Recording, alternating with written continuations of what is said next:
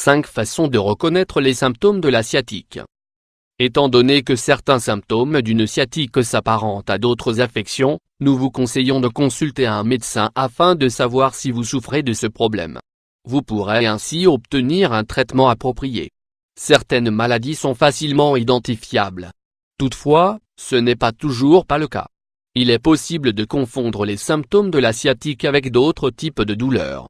Il se peut qu'une douleur au niveau de la jambe soit simplement due à la fatigue. Mais vous ne devriez jamais oublier que c'est également un des symptômes de la sciatique. Cela vous aidera à combattre le problème. Si vous ressentez des douleurs à l'arrière de la jambe, vous devriez vous inquiéter. Les douleurs sont semblables à celles d'une simple crampe. Mais vous ressentez également un engourdissement ou des fourmillements jusqu'aux pieds. Ou bien la douleur augmente lorsque vous toussez ou éternuez. Cela ressemble de plus en plus à une sciatique, n'est-ce pas? La première chose que vous devez savoir est que la sciatique n'est pas une maladie, mais un problème de santé. En outre, elle est difficile à déceler, à moins que votre douleur ne se localise à plus de 80% dans votre jambe et votre dos. Alors, comment savoir si vous souffrez véritablement d'une sciatique? 1. Genou faible. En réalité, il ne s'agit que d'un seul genou qui souffre d'une douleur qui s'étend dans la jambe tout entière. Lorsque la douleur envahit les deux jambes, il faut obtenir une aide médicale immédiatement. Vous devrez alors subir une intervention chirurgicale à titre d'urgence, mais dans la plupart des cas, la douleur ne se fait sentir que sur une seule jambe en raison du froissement du nerf sciatique. Ce nerf va de la colonne vertébrale jusqu'au pied. Lorsqu'il se froisse, la sciatique apparaît. Ce problème de santé se produit parce que son fonctionnement est altéré. C'est à ce moment-là que vous commencerez à ressentir les symptômes de la sciatique tels que la douleur, la faiblesse et les fourmillements.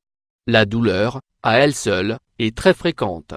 La situation devient alarmante lorsque la douleur s'accompagne de faiblesse.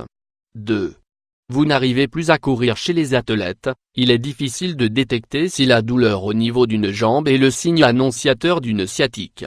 Cela est dû au fait que la sciatique et le syndrome piriforme présentent presque les mêmes symptômes. Cependant, le second est beaucoup plus courant que le premier.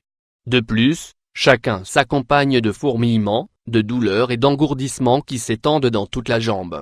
Il se peut également que vous souffriez d'une autre maladie.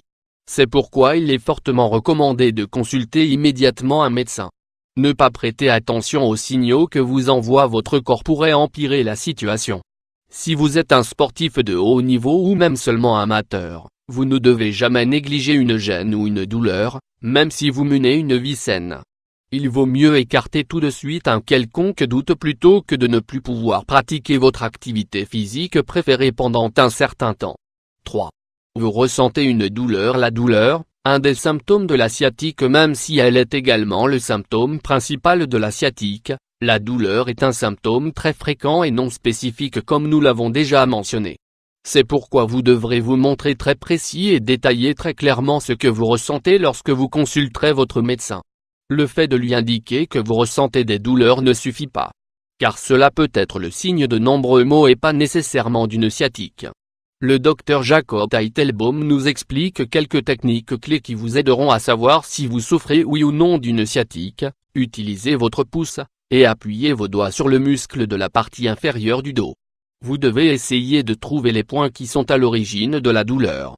Si la douleur est perçue comme un petit choc qui arrive jusqu'au pied, il est fort probable que vous souffriez d'une sciatique.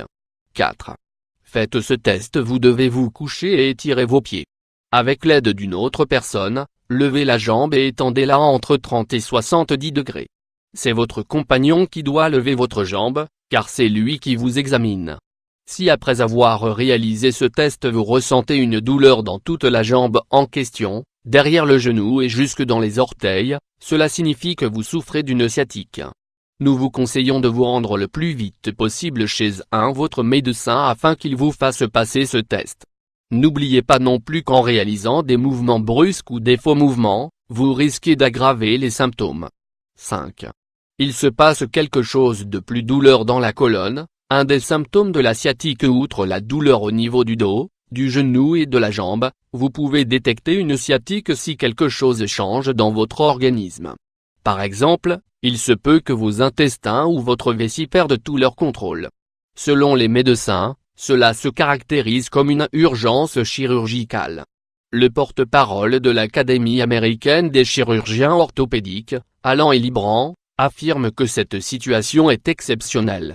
Si vous sentez que votre colonne vertébrale exerce beaucoup de pression sur le nerf, cela peut affecter votre vessie et vos intestins. Consultez alors au plus vite votre médecin, car les dommages peuvent être permanents.